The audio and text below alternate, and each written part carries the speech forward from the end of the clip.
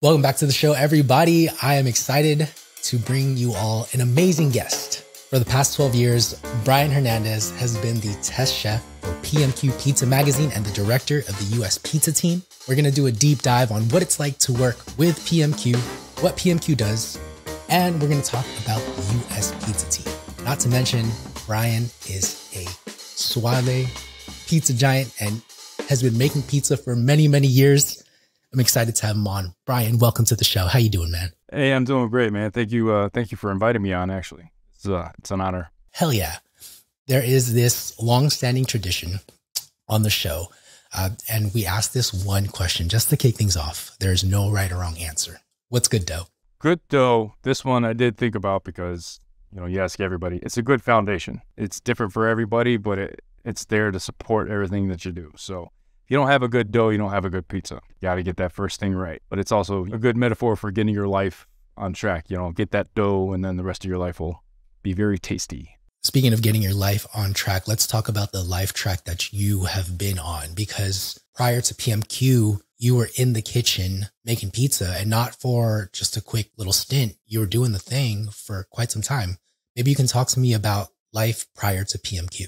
Yeah, it was mostly pizza. I did some other kind of fast food jobs when I was young and, branched out a little bit, but it always came back to pizza because it never really felt fast food. Even if it was quick delivery and things like that, it just felt different. Started as needed to be a driver at Pizza X in Bloomington, Indiana, then Pizza Express. And I had one too many points on my license and I just moved there, couldn't not work. So I'm like, put me in the kitchen. Like a couple weeks, there's like a management training program they had that became available. And I'm like, yeah, let's go. And they had like 3 or 4 different levels of management that you get up to where you become the first assistant or, the number 2 guy at the shop. And I went through that pretty quick. I was contending with like college kids for the most part. They were coming into the IU campus. So yeah, it's like, no big deal. That was a good long stint.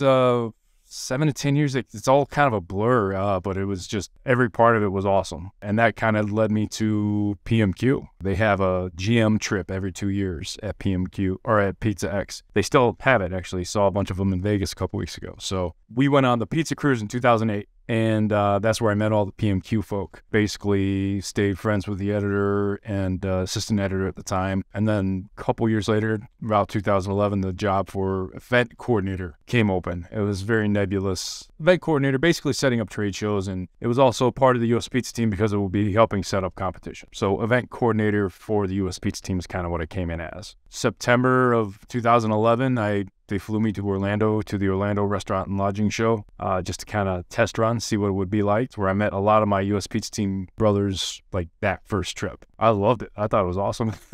2 weeks later, I moved my life from Indiana to Mississippi. 2 weeks later, I was in a new house and new job. So it was awesome. What a huge change. I just want to comment on the fact that all of these decisions that we make in life, they kind of just randomly take us to places that we would have never expected to. Yeah, I mean, I had to think about it a lot. It was this or a Marco's, become a GM of a Marco's Pizza in Columbus, Indiana, I think it was. And PMQ only went out by a little bit, but I wouldn't change it for the world. I would honestly regret not having made that choice.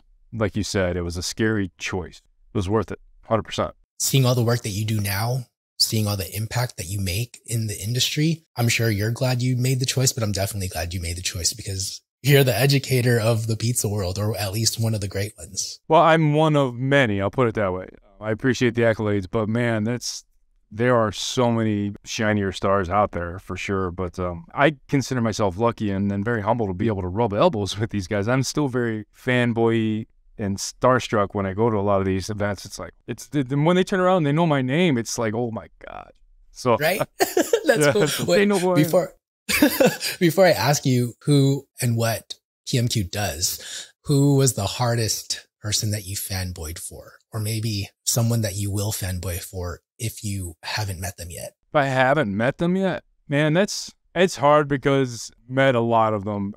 Obviously, Roberto Caparuccio is a great one, and he's one I got to meet very early on. I was lucky. He was making me pistachio fried pizza in his pizza frita, and I think it was at Keste. I didn't know what I was doing at that point. I didn't know that I was in the company of that much greatness, honestly, because I was brand new. I'd only been there like a month or two. Looking back at that, I just wish I'd known more so I could appreciate it more. Honestly, There's not one particular one. I think the pizza industry as a whole, we have our greats on the pizza team, Lamarca and Gino Rago, and the Rago is actually Panino's.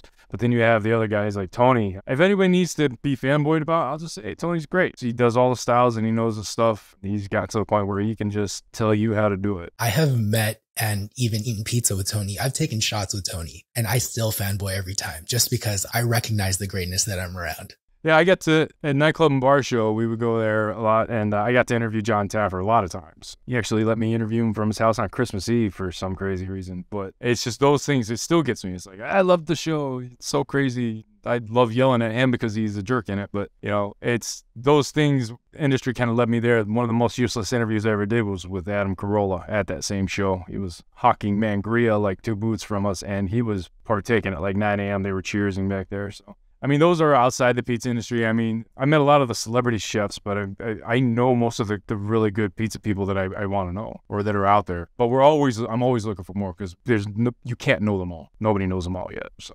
Yeah. And one of the perks of working for PMQ is having this opportunity to meet new chefs, see the innovative chefs, but also talk with some of the ones that are just doing great things consistently for this industry. And maybe you can talk about what exactly PMQ is, because it's like an umbrella term in my head. Well, it kind of is. It started as Pizza Marketing Quarterly, so it was like GQ. Came out every 3 months, and the name just kind of stuck, and we're now 10 times a year. There's January, February, and June, July are combined issues. So basically, it still has a big marketing focus, but it follows the marketing and the trends and even recipe design and what you should be paying attention to for basically it's a tool for the independents to compete with the big chains, the big three. And those guys read it too. But I mean, basically we're seeing what everybody in the industry does, not just them, but what people are doing from, other countries. What works for them, it's not always going to work for us, but we think it's interesting and maybe you can adapt it. So it does become basically everything in the pizza world,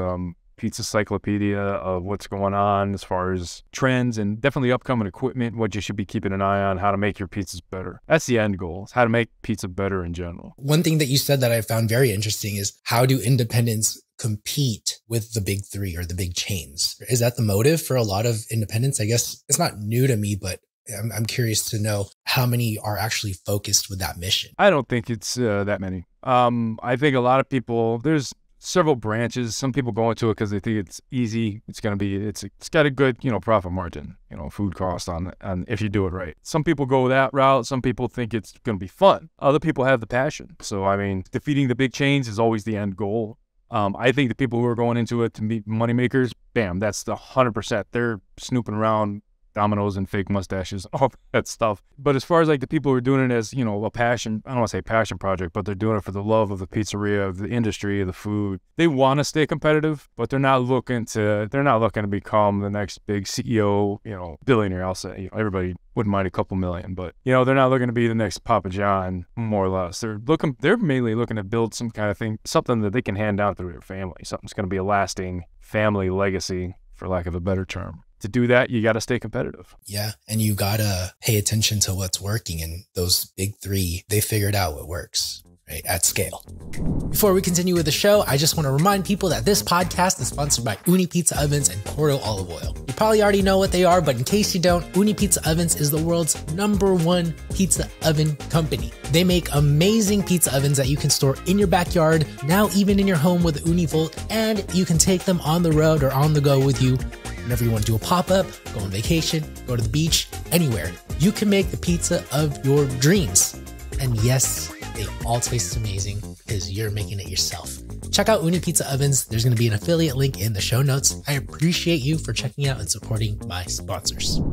Maybe you can tell me a little bit about how PMQ has changed over the 8 years or however many years you've been there. How long have you been there again? I got here October, I think it was beginning of October, 2011. So when I came in, like I said, it was kind of nebulous event coordinator. I would be setting up our trade show booths and doing stuff like that. But I had to kind of familiarize myself with the team. So there's a lot of trying to figure out who was on the team, where they're at, and, what they do with the team. Now, that being said, there's a lot, this team that's here now, it's kind of brand new. First year I went was 2012, and in 2013, we started kind of a new team. I don't want to say we started, but some of the older people had stopped, going as often. So the team has evolved in that time. My job, it's kind of evolved as I was the only one I became the test chef because I was the only one who actually worked in a pizzeria. Well, except for the owners, they had a Domino's, but actually hands-on dough, basically, you know. So, and I liked making pizza. Don't get me wrong, I love, you know, tossing the dough and putting it in the oven and having a beautiful pizza come out. So we had a Marsal oven in the back, a slice oven, MB236.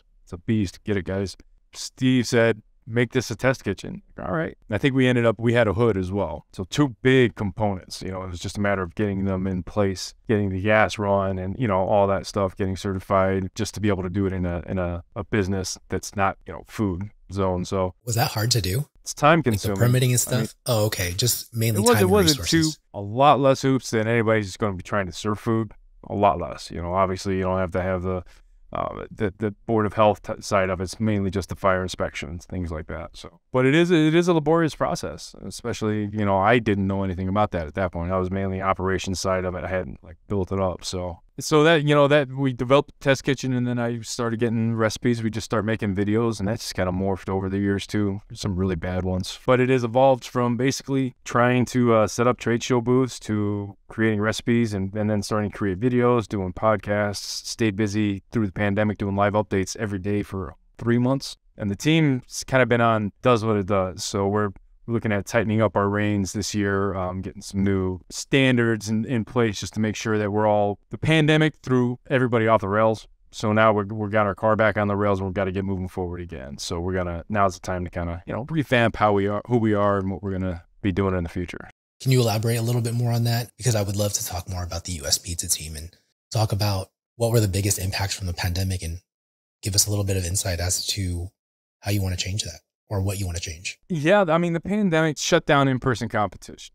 So the benefit of the team is going to these events and winning awards, but also going to these events and seeing people in person. A lot of the benefit these guys get is talking with other pizza makers from different areas, learning ideas and doing, you know, getting stuff like that.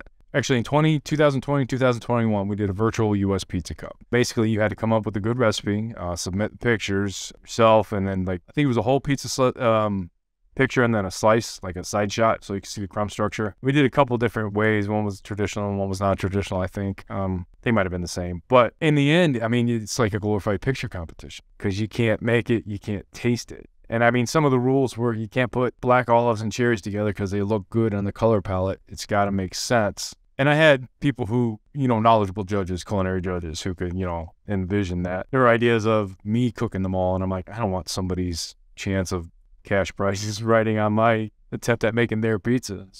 They'd go and find you, man, if you messed it up. Right. Well, I've seen it happen. I've seen it happen in another competition because I was actually thinking about doing it, and then I saw this competition do it too during the pandemic. So, you know, is what it is. But they actually had people way above my pay grade do, and they're working with a recipe they're not familiar with. If they can do it, I'd rather them showcase their skills because most of these guys are, you know, field just far beyond my talent anyway. So, but I mean, as far as the direction, kind of getting back into Expo, jumped back in, got back on their schedule. So those competitions are set. Now we usually had 2 to 3 US Pizza Team competitions a year. So we're trying to get those back going. We had 2 last year.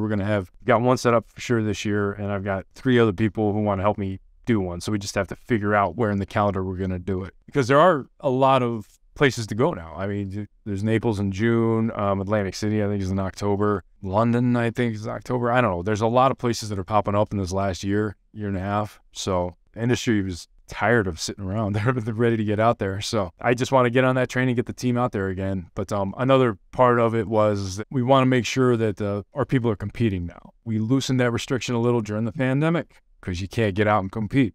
So there are some people now that it's been a year. If you're not going to get out there, we're going to have to rethink your membership. You know what I mean? It's a team to compete. We'll do our work to promote you, but you got to do the work to get promoted. So it's just one of those things where we wanted to give the industry at the time something to not reach for, but be proud of. You know what I mean? They can't go out and do stuff. This is something that they can go in their town and say, hey, look, I'm part of the US Pizza Team. We need to make sure that we have good quality competitors who are out there competing and representing the team well. I mean, at the end of the day, it's a team that competes. That is the core of it, right? I mean, you can wear a patch and show off your brand, but if there are no wins, if there are no competitions, if the people there are kind of just sitting there and not being active. Yeah.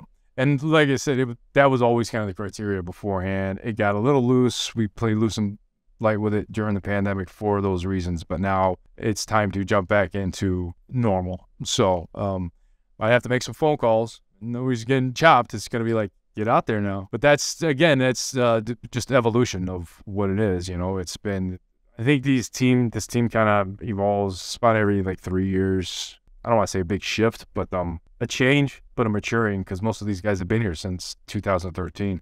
There's a handful that have been here since before me in like 2008 and 2009. So there's a good core of solid people, loyal people who are like, they're all U.S. Pizza team, and that's the beauty of it. It's all across the nation, and that's why we like to give back whenever we can for our members. I mean, is the goal just in general to compete? Like, would you say that is what attracts people to the U.S. Pizza team? Is that what it stands for? A lot of people, yes, they have that competitive nature. They want to get out there. They feel it makes them better, and they're absolutely right. If not upping their game to compete better by meeting the people and seeing what beat them, they're getting better. A good portion of these guys want the notoriety of the team name, the logo. It's the prestige of the team, but they want to get out there and compete, and they really want to do well for the team. And that's the benefit of this team, is to be able to have these events that are supported across the industry by our magazine, put in the magazine, what we're giving them, awarding their accolades. We're giving them congratulations for doing well in Expo in May. There's like eight of our guys in there. So they get seen across the pizza industry in the magazine, but also press releases that go out to their local media after having done well at Expo. Sometimes, like in Italy, they'll get the one automatically. If they do something well, they can call me up and say, hey, look, I got this, and this. Would you mind sending this to the local media from U.S. Pizza Team letterhead? Oh, so you're in charge of that. I asked them to do it. I can't find everybody because we got a lot of members. I want to promote as many guys as I can. So what I'm grabbing their social media and trying to push it out there. But that's the thing. They're busy with their lives. They can't say, oh, I got to call Brian. So it's a give and take. Sometimes they call me and let me know, and other times I have to fish for it myself. But the benefit of being able to come back and say, I have an award-winning pizza. Just those 2 words on the menu. Cordo Olive Oil, big shout outs to you. My pizzas are so much more amazing now that I'm using high quality, extra virgin olive oil drizzled on top or even in my dough.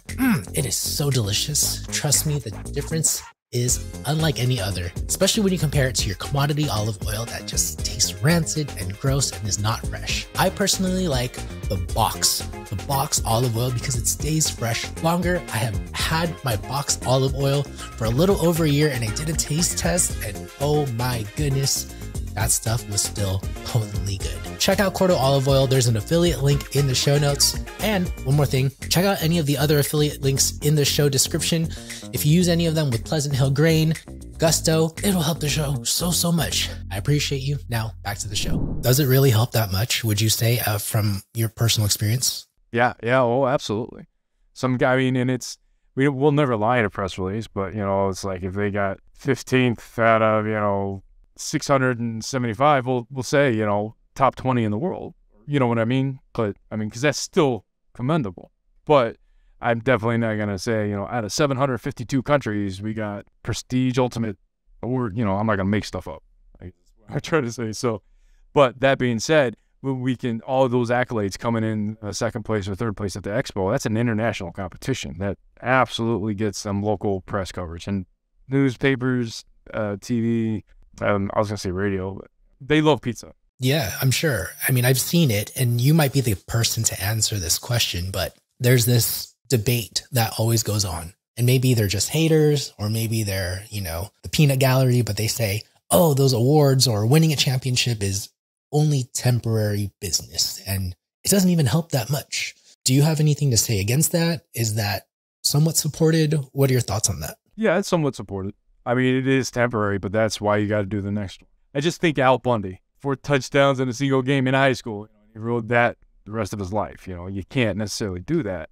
But, that drives to, get out to the next competition, get that next award. Because the press will notice. You walk into the restaurant and you see that award from 2010, you're like, oh, got dust on it and stuff. It's like, all right. But yeah, so I think it is supported, somewhat supported, but it's definitely beneficial for sure. Because like I said, the newspapers and the TV stations, they love a good bit about pizza, the feel good thing at the end of the story, or it's just a universal thing. Everybody just likes it for the most part. So it definitely grabs people's attention. And Even if it is temporary, you get 300 new customers, you keep 10 of them, that's 10 new customers. You got to think of those guys as like $10,000 for life. That's $100,000 for your business. Hate to put them as money, but... No, you're right. No, I absolutely like that you looked at it from a business point. Like, sure, you may get a rush. I just spoke with Rob Cervoni of Talio. He said he was up 200-300% on the first or second day. And he said a lot of them were just local folks who saw it on the local media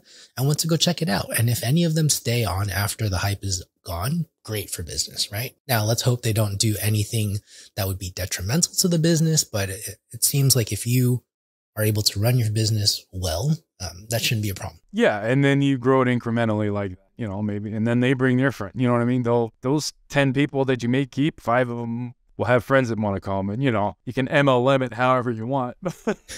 Eventually, everybody in the world multi-level marketing, if anyone wants to know. Okay. I like it. But sell them some personal life insurance too while you're at the pizzeria. But I got guys that they continually brag, and I've seen it, you know, but they have people that come 4 hours down to their pizza place because of this award-winning Sloopy's, Brad Corbin of Sloopy's in Lakeside, Ohio. There's at least 2-3 people that I've seen personally that do that, you know. And a lot of people get that. I mean, if they're a super pizza fan, 4 hours is nothing. It's like, hey, let's go visit this place, and then we'll have pizza, and then we'll come home. I love a 4-hour trip somewhere. That's like my range of comfort of exploring. So it does help, you know, it does get people outside. But like you said, you know, and Rob mentioned as well, you know, incrementally it'll grow. Is it fleeting? Yeah, sure, it comes and goes, but that's why you have to do something to get that attention again. It can maybe be the same thing over and over again. Maybe that works. It's better if it's not, because people will catch on to it.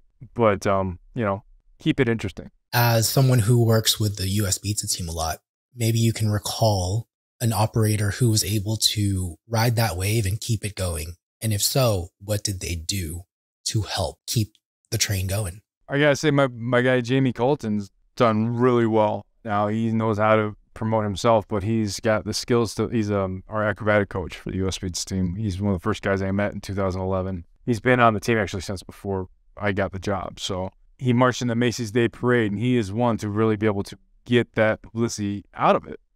But he can back it up, you know, with the skill to, you know, spin dough. He's phenomenal. Multi-time gold medal winner. He's going for his 3rd or 4th gold medal over there this year. Couple weeks. He's over there right now, in fact. In April. I don't know when this airs. So Jamie's ridden this wave from like 2009, Macy's Day Parade, 2010, you know, coming in as a young guy. But he was working with a big chain that did like hearth-style pizzas. I think it's coal pizzas. So he was their corporate trainer. He would live out of a suitcase, fly to different shops, help them open up, eventually open up his pizzeria at the Nona Slice House. I don't want to say it's heavily influenced by the shop he worked for because they were more New York style, but Jamie does like everything. And I think that is riding the wave of competing, knowing people, seeing what styles they do and saying, hey, I want to do that. So in Safety Harbor, Florida, you can get a great gluten-free, Detroit, vegan gluten-free Detroit. First day I did my vegan diet, that's what I got. And it was phenomenal. But he also does New York style, Neapolitan style, you know, across the board. So he's versatile. You know, he knows how to get himself on the news, but he's also great with the community, give back. You know, the community outreach, you know, he's there, he's visible in the community, he does good for them, and they support him in return, and they're proud of him. So the notoriety of going to that local place and it says, member of the US Pizza team on the door, they're like, that's cool. You don't see that at Pizza Hut or Domino's, not to be mean, but the name drop, but you know, that you don't see it. It's almost that sense of ownership too for the team. It's like the customer walks in, is like, this is my pizza guy. He's part of that team. I'm part of that team. Hey, Pizza Pal. Did you listen to my conversation with Christina from Manitz's Pizza? She's doing some amazing things, getting new customers into her store and converting them into regulars. And it's not through social media. I mean, that's part of it, but the other part of it, which is the big one, is using Our Town America's New Mover program. You too can get new customers by sending them a mailer anytime someone buys a new house in your neighborhood. That way they know about you through the offer that you send them. And that offer you send them is something that they can't refuse. In Christina's case, she's sending them a free pizza. And I don't know about you, but if someone gives me a free pizza, I'm never gonna forget them. If you wanna get in on the action, gotta call Susan. Number is 480-678-1366. Give her a call over at Our Town America and let her know iDrift from What's Good Dough sent you. That way you can get set up with the introductory offer that we have for our listeners. I appreciate you listening and supporting our sponsors. So it's really about once you hit that virality of winning a competition, it's about your approach afterwards and continuing to feed that fire, whether it's community involvement, whether it's writing to your local newspaper and getting them some information to put out for the people, but also just running a solid business and continuing to evolve and keep with the times. Absolutely. Big approach. Yeah. And I think the main thing you have to remember in that is it has to be genuine. It can't be BS or fake or force, because that won't last. You can't maintain it, and people are going to see through it. Yeah. If you don't like being out in the public eye and you just love to compete, then there's really no point in saying, hey, newspaper article, write this about me or put me on your show. Like, you're not going to like it. I think of like, of Bonchi. Have you seen the chef's table? Gabriele Bonchi. Yeah. He like loved the art of pizza making. And then he was just like riding that hype of, I'm Bonchi, I'm going to perform. And then dude spiraled out. So maybe that's a good example. Yeah, I mean, just love what you're doing and be genuine about it. And I mean, the people will come. They'll support you. Great advice. Is there anything else you want to mention about the pizza team while we're on the top? Not that I really know of. I mean, we're a group of men and women from across the country, Minnesota, South Dakota, California, New York, Ohio, Mississippi, all over the place. If you have one, go to uspizzateam.com. You can find out if there's a member near you. Again, some of them, we're trying to make sure that they're all competing, but they all have great pizza. So definitely go support them. Let them know that you found them on uspizzateam.com. And then, just keep an open mind about all pizza. That's the one thing. I mean, pizza's you can get very pigeonholed about it, but our pizza team guys do all sorts of stuff. So if you visit one, your eyes might be open to something new.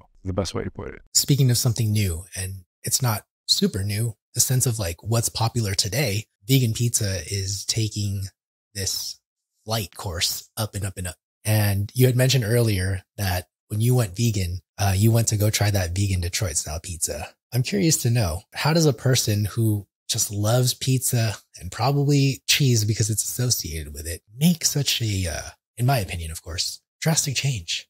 I mean, it would be drastic for me, at least. I don't know. It's weird. I do that a lot here. I went on the pizza diet for like 4 months. 5-6 years ago, ate pizza all day, every day, lost like 40 pounds. It was a lot of working out too. And trust me, it's not easy. But I did that just for curiosity for the magazine. It was going to benefit me. So this, basically I was in my car and I heard some politician was dared to go vegan for 30 days. Somebody would donate $1 million to a charity. And they said no. And I'm like, oh, why would you not do it? Why could you not do that for 30 days? I'm like, I could do that for 30 days. And I'm like, could I do that for 30 days? And I started thinking about it. And then it was like, I think it might have been like 6 months later before I even thought about it again. And I'm like, yeah, let me try that. I timed it again with like Italy. So basically, I instead of doing 30 days, I immediately upped it to 3 months because 30 days is just not enough time to see any difference. By the time you're tolerating it at 30 days, you're not living it. So right before Italy, went from January 1st to like April 1st, those 3 months right there. And it was hard. I definitely talked about it a lot. I don't know if I brought it up more or if people asked me about it more, but I was definitely talking about it a lot. I mean, I see the news articles and I saw you announcing it and I was like, I think I even saw a Facebook post or Instagram post where you're like, I'm one of those vegans. And I'm like, honestly, it's a big change. And for me, I have to tell everyone that I don't drink anymore because the regular iDrift, the past iDrift would have been happily seen at a bar. Right? Or just like go for after work drinks. So to tell people in advance that there's this major life change happening is beneficial to everyone because it doesn't make it weird. I quit drinking 6 months before that. So I'd already kind of started doing that. I've been shedding the pounds I just quit whiskey cold turkey and I just drink a lot of it. It's functional. Nobody could tell. So that's where the problem came in. So once I did that, 6 months, it was nothing. I'm like, all right, that was easy. Let's throw this vegan thing on top of it and just go all nuts health and just see what happens. So it was kind of the same boat of, here's a whiskey, Brian. I don't do that. Oh, well, here's a meat lover's pizza. Sorry, man. Who the hell are you? What'd you do with Brian?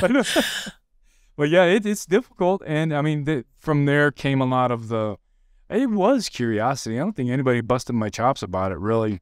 There were some funny things. It's like, well, why don't you just make the turkey pizza? It's not vegan. Turkey's vegan. I'm like, bro. Oh, right. It's like, I mean, silly things like that.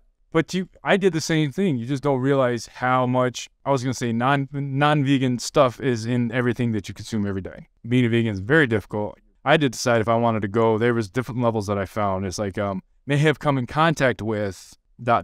or has less than 0.2% ... I'm like, well, I'm fine with may have come in contact with. So, I'm not going to try to be 100% pure because I'm not doing this out of any moral stance. It was mainly curiosity to see, I wanted to see what it was like on the body, what the kind of the food choices were going to be, how difficult it was going to be to able to go out and eat. And then I was trying to see if it was cost effective to make versus buy your vegan products. I think I ended on just buy it because it's such a chore. Good choice of words. Yeah, so I mean, it was an adventure, and I took some stuff from it. I mean, a lot of my meat tests weren't 100% the way I wanted them, and I had a lot of knowledge of different tests, and I threw together a chicken nugget. It's perfect, and I didn't write any of it down. So I got some pictures. It exists. It's like a Bigfoot. That's it. Just my word.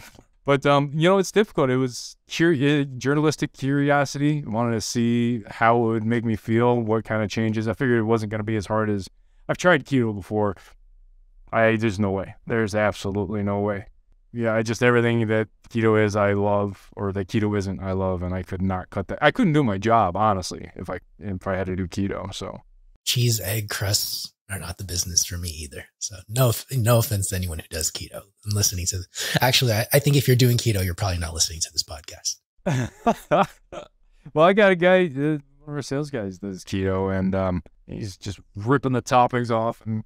It's like, all right. But, don't get me, but he does it strictly, and then he will eat the crust sometimes. He just can't help himself. See, once you do that, you got to restart. Right. Because there's the whole time period or where your body's adjusting, and really the point of it, in order for the effects to work, you really have to be committed to it. Yeah. And I can't. I tried. I can't. But I mean, I wouldn't mind messing with keto crust. We've been talking with some people who are working out formulations, and that's one of the things that'll start coming up. I mean, it was gluten-free. That's come light years from where it started when I started this job. I mean, it used to be like a yoga mat, thick and dense, and it just was what it was. Now there's some you wouldn't be able to tell. I mean, like I said, Jamie's making Detroit-style pizzas gluten-free. Delicious. I mean, as far as like vegan foods or toppings, I like some of the meats, like Happy Little Plants, good on the pepperonis and the sausages. The sausages, I'm not a fan. Pepperonis, give me a pepperoni will work. Sausages, they got a long way to go. Cheeses, getting there, but a long way to go. They're different, but they're trying, man. They're trying, yeah. I'm a fan of the cashew-based cheeses, but I've also ran into this company called The Beehive. Have you heard of them? Yeah. I made a couple pieces with them. I think I did a little video for those guys. Came in little packs. They just one in my fridge, little do-it-yourself kind of pizza thing, because they had some of their pepperoni in there. I remember liking that for sure. The Nashville pepperoni. I told the person making me pizza that I would spread the gospel for them. It's really good stuff. Yeah. I like it if they can do a meat well. I did several different styles of pepperonis, the big gelatinous blob, cookie cutter, and then there are some you can like slice. I got some cup and char. It was actually pretty cool. But I think better vegan things you can play with are like sauces. Obviously, you're going to need cheese or something on there, but if you can do sauces and vegetables, you can do a good pie. Alex Kuntz is a member of the U.S. Pete's team, just joined a year ago, 6 months ago, something like that. But he's a Hot Tongue Pizza out in Los Angeles, and it's all vegan. He makes his own cheese out there. So he's a guy that I'm getting ready to go to for a lot of knowledge on it. We had a conversation just a few days ago about stuff. So I think he's actually going to be on the cover, really fun cover. So awesome. I love Alex, and great. I'm glad he's going to be put on the cover. That's exciting. Well, we've got a gluten-free person, Heather Zook of Sinfully Gluten-Free, Dayton, Ohio. That's all she does is gluten-free. So now Alex called himself our token vegan. I said I'd get him a big shirt with a T on it, like so. I didn't want to be too rude. They draw lines sometimes. I can't be lumped in with that. I told him he's our vegan. You got a lot of eyes on you, Brian. So I know. I got to watch what I say. The old me would say whatever I wanted, and the new me hasn't learned that yet. He can't. But You'll learn. I tell you, I told Alex that he could be our vegan ambassador. It's a better title. So I like that. It's get more PC for 2023. Scarlet V or something, a big green V. That's what we get. There we go. Nice. I like that. A V with a hot tongue next to it. Yeah. We can just make it like the pink V, like his logo. So there we go. There you go. As we wrap up the vegan conversation and transition to our final two questions here, I want to ask you just one final question about vegan, just in general, being vegan. I mean, this started off as can I do it? And it's clearly just based off of your posts, something that's been going on longer than 3 months. Are you planning to stick with it? I'm not vegan. That stopped in Italy, but it's funny because I did overdose one time, but that was way after I got back in Chicago on Smithfield barbecue competition and Derek Tung's Detroit pizza. That was a bad night. But in Italy, I took some Parmigiano prosciutto to the room like a mouse. And every night I was like, try to reacclimate my system to meat and cheese. However, it was fun. I didn't actually have a problem in Italy because I knew I wasn't going to be able to go full bore back into it. But I'll choose a vegan option. I'll put it this way, drastically changed my eating habits. I liked salads. I love salads to begin with. Everybody's asked, are you on a diet? I'm like, no, give me a giant ass salad. I'm happy. I got one. The guy's like, I thought you were trying to eat healthy with a salad. I said, all I said was I'm getting a salad. I didn't say anything about eating healthy, man. But so let's get that straight. Yeah, being able to do vegetables in that case, vegetarian I could do no problem. Vegan, it's just a little adjustment. So I kind of kept more the vegan side of it. I don't eat a whole lot of meat. If anything, it's something light like chicken or a pork or something like that. But honestly, I do maintain it. It's mainly salads throughout the week. I just like it. I'm still working out and eat my salads, and on the weekend I'll have something fun. Or if I have to do a recipe video, I get to eat pizza that week. So, but I guess it did change, and I do maintain it more. So I can't say I gave it up. I didn't do that. I don't make my own pepperonis for damn sure. I don't make that anymore. I buy my pepperoni. Smithfield, baby. Margarita meats, kill the jar. So I think this topic is especially important for me because anyone in the pizza life, pizza world, whatever you want to call it, pizza business, pizza is always in front of your face. And if you love pizza as much as I do, then it's easy to just grab a slice. My sodium is going up, my weight's going up, but I think this is a very important topic because yes, you should have an arsenal of different things that you could choose from, different eating styles. And we got to protect our health. Yeah. Got to protect our health because we want that longevity. No, absolutely. And I mean, when I just quit drinking, I just basically woke up one day and said, I'm good for today. The next day, I'm like, I'm all right today too. And the third day, I'm like, let's see how long I can go. And that was June 19th. Was there a catalyst for that? It was just like... Still drunk the next morning and I didn't need to drink. I was still drunk from the night before. I just sang I did a show, lead singer at a concert from some bar. And I'm like, I don't need to drink today. 2 days. And it was just, you always know, it's like, I don't need to be doing this all the time. I shouldn't be doing this. So, but with that, losing, like you said, taking care of yourself, I lost 50 pounds like instantly. And I'm down 100 pounds, basically. It's where I leveled out. And thank you. The first 50 pounds when I was picking up a bag of flour, like, I was carrying this. Now I got 2 bags of flour in my arms that I could barely hold.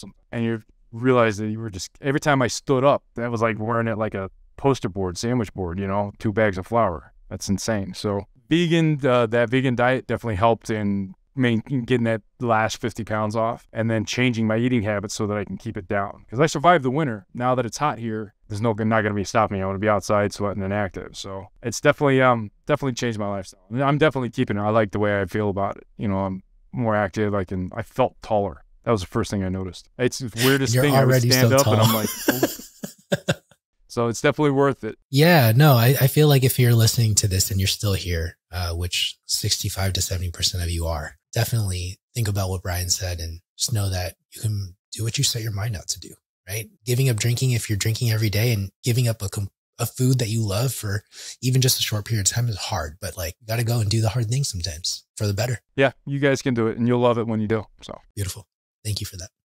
Final 2 questions for you, Brian. Thank you so much for your time. Absolutely. What is one mistake in pizza, business, or life that people should avoid? It comes back to have a plan. There's time to kind of go through life and just, see what it's like. And so that ends at college. I hate to use the cliche. That's what college is for. But, if you're going into business, have that plan. Again, if you're just going in there looking to make money, it's going to be more headache than you want to deal with. Having a restaurant is not that, unless you can buy it and make it somebody else's problem and just reap the benefits. But if it's if you go in there with a smart plan, know your market, know your customers, have have good recipes and have a passion for it, man.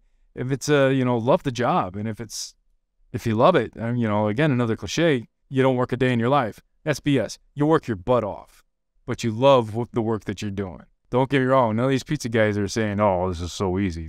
These guys are some of the hardest working pizza out there in the hospitality industry, men and women, all of them. Owners, from the owners down to the delivery drivers, dishwashers. So, but they love the work that they're doing. So, like I said, I was excited to start when we got the kitchen going. I was excited to start making pizza again because I like it. Thank you for sharing that.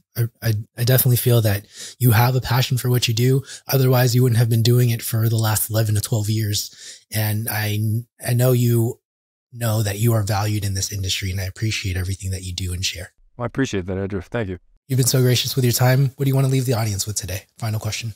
Pizza's what you make it, guys. Make it work for you. Pizza is a delivery system for flavor. Put it in your mouth hole. Basically, it's an empty canvas. You can make it whatever you want. And it's not even a one-note delivery system. Detroit, Neapolitan, New York style, Chicago style, guys. The versatility that you get with pizza, you don't get with any other dish, I think, in the restaurant industry. So I would say love it, but make it work for you, man. It's what you make it. Hell yeah.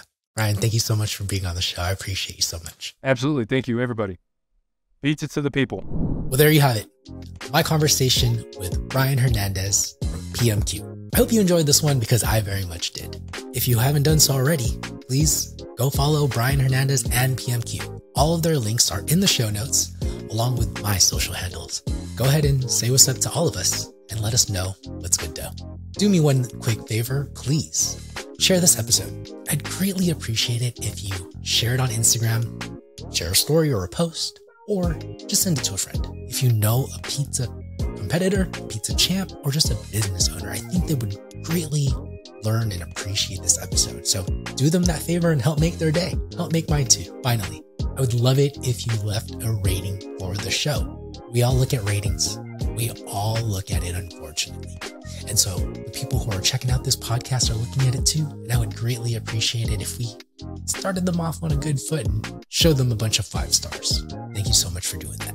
And finally, if you want to get notified whenever we have a new show out, make sure you follow and subscribe to the show.